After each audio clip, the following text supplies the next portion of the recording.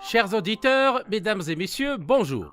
J'ai l'honneur et le plaisir de recevoir depuis Msila en Algérie le professeur Ahmed Rouadjia, enseignant-chercheur en histoire et sociologie politique à l'université de Biskra en Algérie.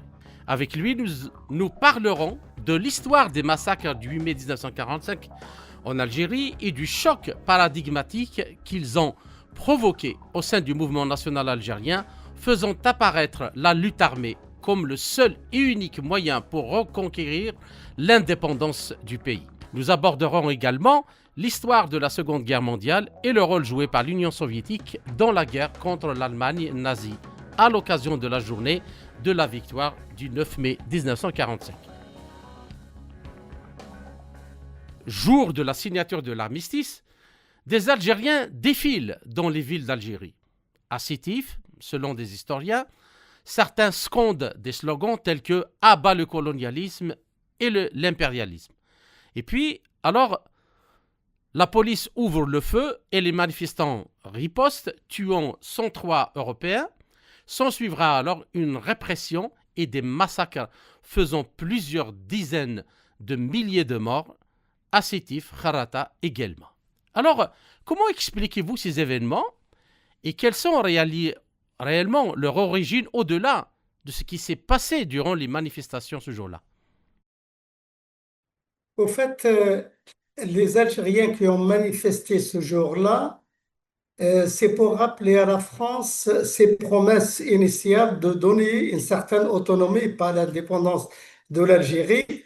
Donc la réponse coloniale a été de gratifier les Algériens, c'est-à-dire les Algériens ont manifesté euh, en signe de victoire contre le nazisme, mais en même temps pour demander certaine autonomie ou l'indépendance de l'Algérie. Donc la réponse coloniale a été brutale. Ça a été un véritable massacre dont les témoins sont nombreux à l'époque. C'est-à-dire le témoin, il y a un nombre considérable de témoignages venus des victimes ou de leurs proches, mais aussi de certains Français honnêtes, des historiens et des témoins autonomes et indépendants qui disaient que ça a été un véritable génocide et que la volonté coloniale a été d'exterminer complètement les manifestants ou ceux qui les soutenaient à l'époque.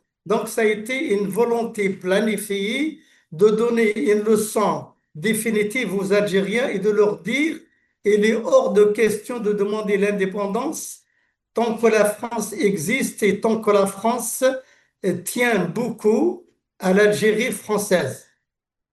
Voilà l'origine de cette... Le général Ossarès, il le dit lui-même dans son témoignage sur ce massacre. Il le disait dans son livre. Il disait que l'ordre a été donné de terrer tout ce qui bouge. Autrement dit, il y avait une volonté délibérée d'éliminer les Algériens, d'éliminer tous les manifestants de l'époque. D'où les statistiques. Il y a des statistiques contradictoires. Les nationalistes algériens avancent 45 000 morts de personnes massacrées, mais les autorités coloniales réduisent ce nombre à quelques centaines de personnes. Donc il y a déjà une polémique, un contentieux sur les statistiques des massacres qui ont été commis en mai 45. D'accord. Alors, comme on dit, comme l'histoire, même si elle ne se répète pas, elle bégaye toujours, et que aujourd'hui est toujours déterminé par ce qui s'est passé dans l'histoire derrière nous. Alors, j'aimerais bien rappeler une chose, parce que il me semble que par rapport à la situation actuelle internationale, elle est très importante. Alors, après la mobilisation forcée par l'armée française de 140 000 Algériens durant la Première Guerre mondiale, donc 1914-1918, pas moins de 120 000 autres ont également participé à la Seconde Guerre mondiale, 39-45, pour libérer la France et l'Europe, qui avait donc instauré, donc je dirais aussi la France, qui avait instauré officiellement la collaboration avec le régime nazi sous Pétain-Vichy. Alors, une question ici quand même, il me semble importante. Comment peut-on expliquer la violence de la répression coloniale au moment où les Algériens avaient droit d'attendre justement une reconnaissance et si possible des remerciements pas de la part de la France pour leur participation à la guerre, une guerre qui ne les concernait pas. Et puis, comment le bain de sang de 8 mai 1945 a-t-il provoqué le choc salvateur dans lequel les révolutionnaires qui ont déclenché la guerre de libération nationale du 1er novembre 1954 ont puisé l'énergie et la résolution de vaincre ou mourir, prêts à tous les sacrifices et à tous les excès, dans une rupture totale avec les anciennes méthodes des partis politiques, ayant formé donc l'ossature du mouvement national algérien. Oui, là, au fait, on peut dire que mai 45 a préparé le 1er novembre 54. C'est-à-dire les conditions ont été réunies en 45 pour préparer le terrain propice au déclenchement de la guerre de 54 contre le colonialisme français.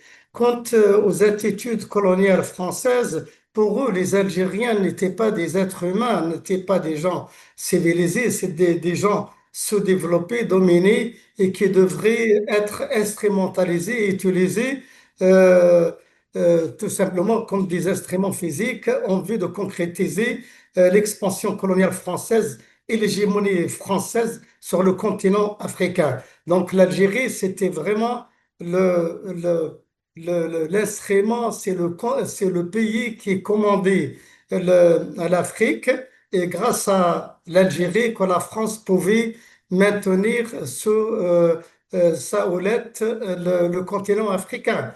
Le racisme colonial qui a été bien décrit par Pierre Nora dans un livre, dans un fameux livre qui s'appelle Les Français d'Algérie, démontre très bien que les Français ne tenait absolument pas compte des revendications algériennes, des Algériens qu'ils considéraient comme des sous-hommes. Le racisme colonial était tellement fort que même certains politiques français comme Robert Lacoste, François Mitterrand et consorts partageaient le racisme colonial, c'est-à-dire des colons. Donc, les Algériens n'étaient absolument pas considérés, étaient considérés comme quantité négligeable et méprisable. D'où le refus obstiné de la France de reconnaître aux Algériens leur droit à l'autonomie. Le seul droit qu'ils avaient, c'est de recevoir des bombes sur la tête et surtout les bombardements chimiques qui ont été expérimentés au début de 54 contre les maquisards dans les Aurès et dans Jebel Boukhaïl. Par ailleurs, Vichy, le régime de Vichy, Pakistan, il en parle. Les premiers à collaborer avec le régime Vichy pour exporter les Juifs vers l'Allemagne, c'était bien le régime de Vichy. Alors, qu'est-ce qu'on peut dire d'autre? C'est que la France, la France a perdu l'Algérie française grâce à son entêtement, puisqu'elle avait une élite algérienne d'origine laïco-musulmane qui était pour la cohabitation, telle que le docteur Benjelloul de Constantine, les élus et même Ben Badis. Il n'était pas qu'est-ce qu'il demandait à la France à l'époque?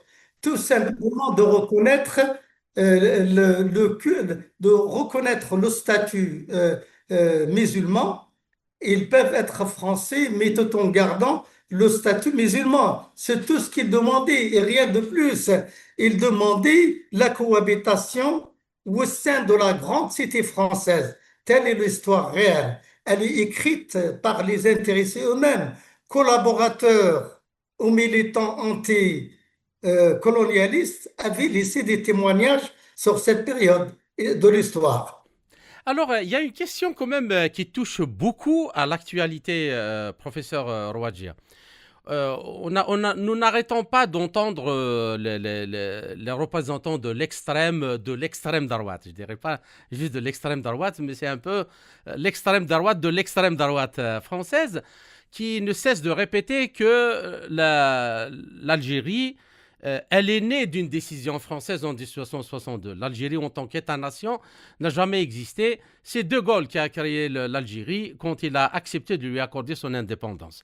Mais quand on regarde ça, ce qui s'est passé durant la Seconde Guerre mondiale, est-ce qu'on ne peut pas rétorquer en disant justement à ces gens qui visiblement sont très ignorants de ce qui s'est passé dans l'histoire, qu'en réalité, celui qui doit remercier l'autre, c'est bien les Français. Parce que en 39-45, la France n'existait plus. C'est fini. Elle était devenue une colonie, elle a été complètement désagrégée. Et ce sont ceux qui se sont battus pour sa liberté qui lui ont redonné vie, qui lui ont redonné souffle et une place, une existence, une place dans le concert des nations. Non, non, mais que répondre à ces extrémistes? À mon avis, ils ne méritent même pas de réponse. Dire que l'Algérie n'existait pas avant la France, c'est de la plaisanterie, c'est de la grande rigolade. Parce que quand on regarde de près l'histoire, même l'histoire française, l'unité linguistique de la France, elle ne s'est réalisée qu'avec Jules Ferry vers les années 1840. C'est-à-dire que les Français ne parlaient pas le français, ils ne pouvaient pas communiquer entre eux en langue française, mais par le patois. Et le fameux historien américain Weber, il l'a bien dit, le, dans son fameux ouvrage intitulé Le territoire, etc. Dans ce livre, il montrait bien que les conseillers municipaux et les maires de France ne savaient pas rédiger en français. Ils utilisaient le patois. Et les Bretons, ils ont été, au début de la scolarisation de l'école laïque, ont frappé, ont tapé les Bretons parce qu'ils parlaient patois. C'est-à-dire que cette unité linguistique a été faite sous un rouleau compresseur par les autorités françaises de l'époque. La France, je veux dire, en tant que nation, bien qu'elle fût coloniale, elle avait un empire. Et le début de l'empire commence à partir de l'expédition de Tunisie et de Tonkin en 1880. Donc, la France, elle avait un empire, alors que les Français ne parlaient pas français. Vous voyez le paradoxe. D'un côté, nous avons une élite politique très intelligente, on avance sur son époque et nous avons un peuple français qui est pataugé dans une certaine, je dirais pas dans la barbarie, mais dans l'ignorance totale. Et les différents départements ne communiquaient pas entre eux, ni sur le plan politique, ni sur le plan économique, ni sur le plan linguistique. Il y a des démographes français qui ont aussi développé, à la suite de Jules Ferry, cette thèse que la nation française ne va s'immerger qu'à la fin du 19e siècle. Voilà les réalités historiques. Alors, dire que l'Algérie n'existe pas avant 1830, c'est de la rigolade. Certes, l'Algérie de l'émir Abdelkader, c'était une communauté confessionnelle, religieuse. On ne disait pas l'État algérien, on dit l'Umma Islamia, el-Jazairiya, la communauté musulmane. Fahmt. Donc, alors, voilà la réponse que j'ai à vous donner.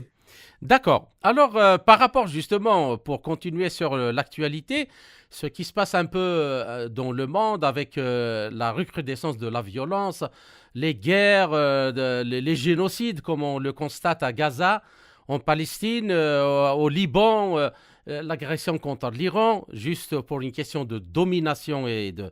Alors, il m'a semblé qu'il était nécessaire de jeter un coup d'œil sur qui était responsable du déclenchement du premier, en particulier du second conflit mondial, et est-ce qu'il y a eu vraiment une dénazification des sociétés occidentales? Alors, les nombreuses années qui se sont donc écoulées depuis la fin de la Seconde Guerre mondiale ont produit des milliers de livres.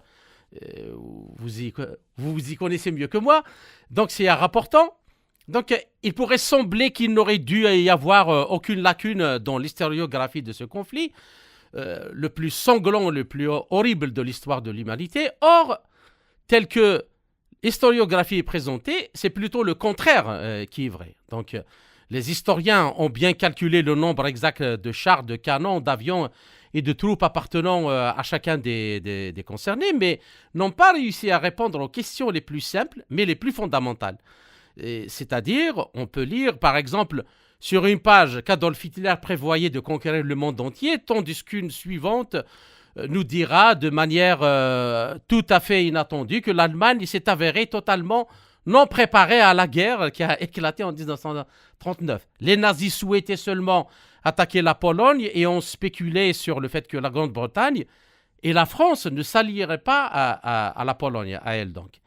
Et j'aimerais bien, de ce point de vue, excusez-moi même si je tarde un peu, vous lire un extrait du témoignage de Hjalmar Schacht, ancien ministre de l'économie sous Hitler, au procès de Nuremberg. Je cite, où il dit « Je dois dire que j'ai été déçu que le réarmement de l'Allemagne n'ait en aucune façon été empêché par des actions des Alliés. Cette fois, cette soi-disant rupture de contrat de la part de l'Allemagne contre le traité de Versailles a été prise dans le calme.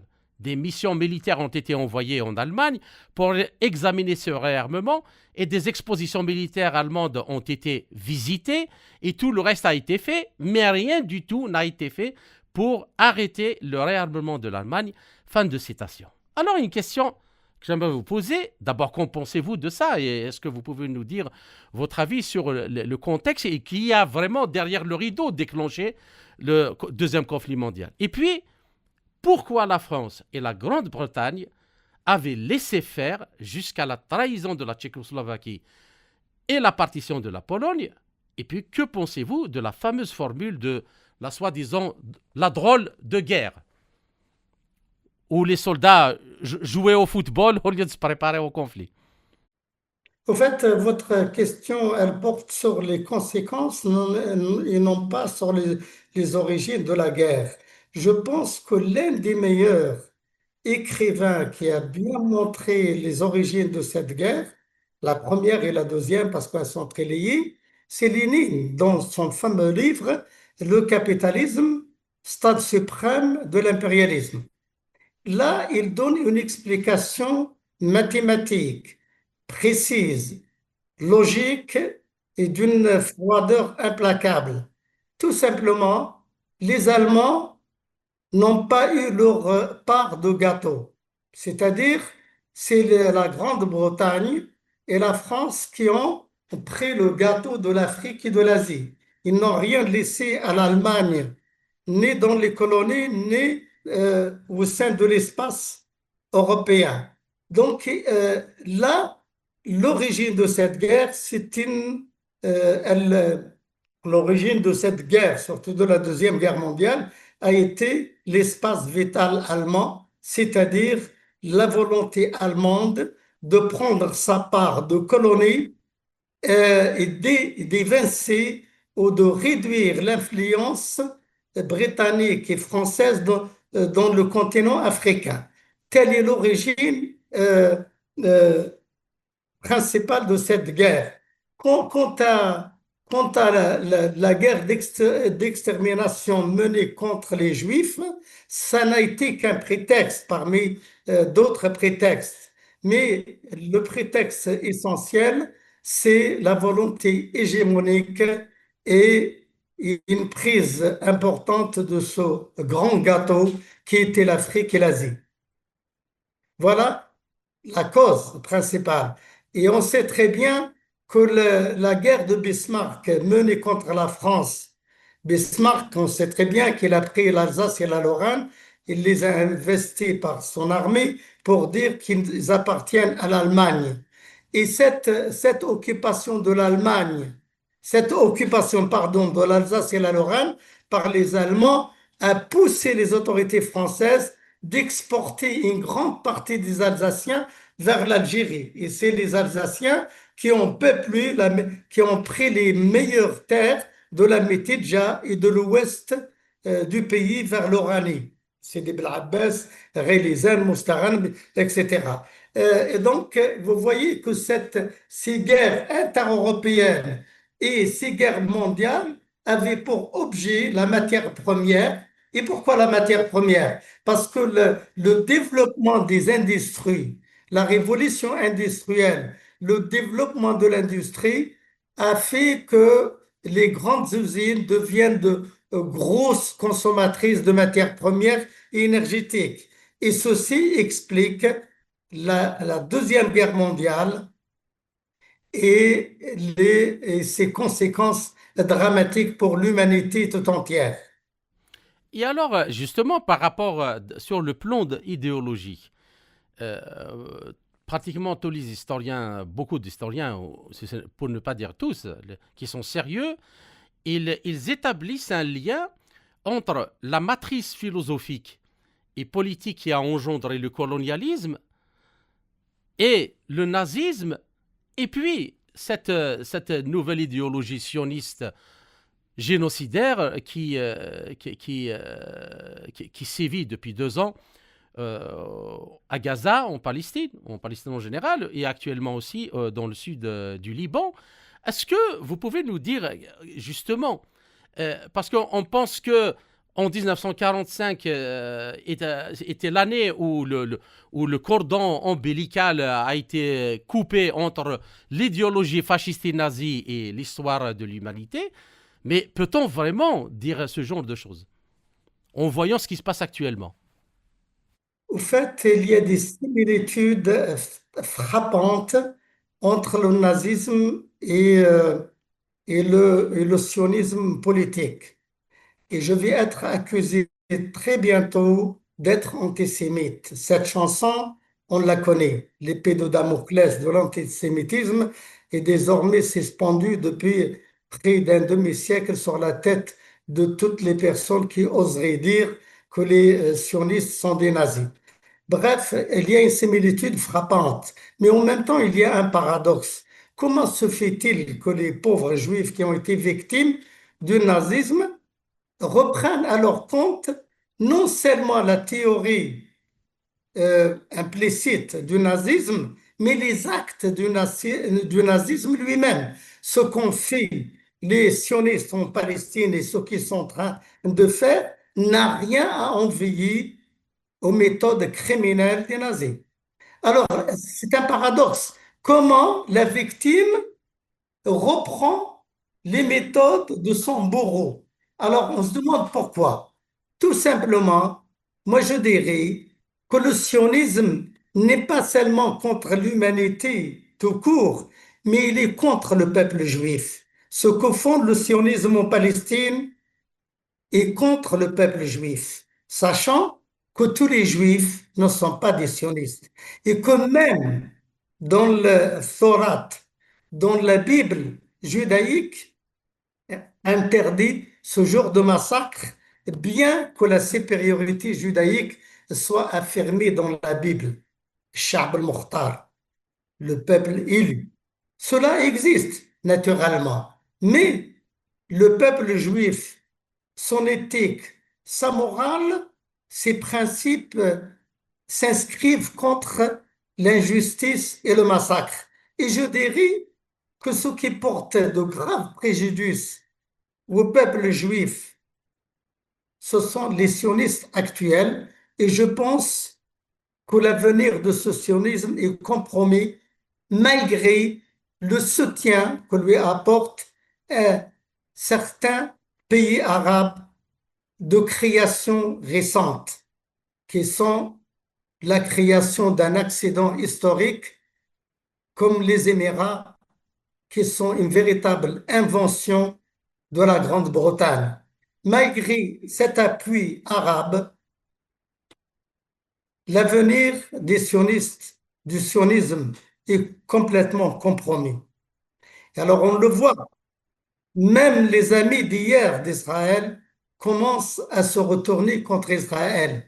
Il y a un discrédit qui frappe les sionistes, qu'il ne faut jamais confondre avec les juifs. Telle est ma réponse. D'accord. Alors, une dernière question importante, professeur Wadja. Le 23 novembre 1939, Hitler prononce un discours devant un conseil du haut commandement de la Wehrmacht, présentant donc des plans et tirant des conclusions. Il déclare, je cite, en 1914, une guerre sur plusieurs fronts a commencé. Cela n'a pas résolu le problème. Aujourd'hui, le deuxième acte de ce drame est en cours d'écriture. Nous devons affirmer, nous n'avons pas à mener une guerre sur deux fronts. Pour la première fois dans l'histoire, nous devons nous battre sur un seul front. Il n'y en a pas d'autre pour nous lier. La situation est maintenant telle que nous la pensions irréalisable. Fin de citation. Alors, question, mais qu'est-ce qui s'est passé alors? Pourquoi il n'a pas tenu le cap sur ce qu'il a déclaré là? Alors, et pourquoi Hitler a-t-il changé délibérément de plan pour le pire en attaquant l'URSS alors qu'il s'est engagé justement dans une guerre avec la Grande-Bretagne? Et pourquoi les Alliés, c'est une question aussi qui me semble importante, ne sont-ils pas intervenus durant la campagne contre l'URSS alors que l'essentiel des forces allemandes était sur le front de l'Est? Et oui, tout simplement, le discours ou les prévisions de Hitler, c'était simple. Il était excité par le nationalisme. Et quand on analyse la politique à travers les lunettes du nationalisme, donc, on ne pourra pas aller loin. Le nationalisme est déjà aveugle. Il est passionné et passionnel. Il ne peut pas être logique. Quand on aime soi-même, quand on s'aime, quand on est sûr de soi, quand on est imbu de sa personnalité, quand on accorde un culte quasi religieux au nationalisme au sens étriqué, étroit, on ne peut pas analyser. Donc, lui, il était excité, galvanisé, mobilisé par ce nationalisme allemand hégémonique et qui se sentait supérieur à la nationalité française, surtout. C'est-à-dire la nation allemande a été créée par négation de la société française et même européenne. Par conséquent, euh, il ne pouvait pas prévoir sa propre défaite, son suicide. Quant aux alliés qui ont laissé Hitler faire sur le front euh, Est, sur le front de l'URSS, de la Russie, parce que c'était une manière pour eux, c'est un alibi pour qu'ils ne soient pas attaqués, parce qu'eux-mêmes, ils avaient peur. Et par ailleurs, la Russie n'était pas considérée comme faisant partie de la famille européenne de l'Ouest. C'est-à-dire, c'est un pays européen, mais éloigné de la civilisation occidentale, etc. Cela, en même temps, ils se disent, on n'a rien à faire avec la Russie, qu'ils se détruisent entre nous, et ceci, ça va nous épargner la guerre, les destructions, etc. Telle est la logique des hommes politiques de l'époque, aussi bien en Grande-Bretagne qu'en France. Donc, dans ce cas-là, qui a brisé le dos du nazisme et de la Wehrmacht? C'est le front Est ou le front Ouest? Parce Bien que, sûr, non, c'est très connu. N'était l'intervention énergique des soviets, les nazis auraient pu dominer, écraser euh, l'Europe. Mais l'erreur d'Hitler, ça a été de séparer les pays, de s'attaquer la Russie. S'il n'avait pas attaqué la Russie, il aurait pu dominer la France et l'Angleterre. Cela est certain. N'était l'intervention énergique de Staline, l'Europe aurait pu devenir une colonie allemande. Cela ne fait pas de doute. d'accord. Donc, chers auditeurs, notre entretien arrive à sa fin. Professeur Ahmed Rouadja, je vous remercie vivement pour tous ces éclairages. C'était très enrichissant. Merci encore une fois et à très bientôt.